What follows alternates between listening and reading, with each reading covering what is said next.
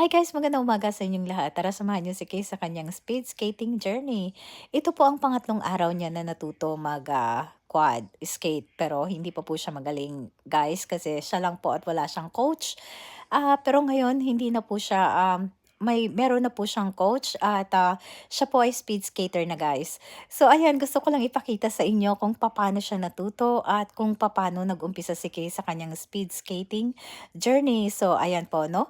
Siyempre ngayon ay speed skater na siya guys, no? At gusto ko lang ipakita kung paano siya natuto at kung paano siya nag-umpisa guys.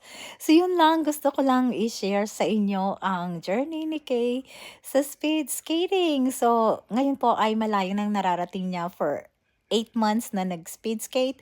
At ayan po, no? Siyempre nagkaroon na po siya ng mga medals at kung ano-ano pa.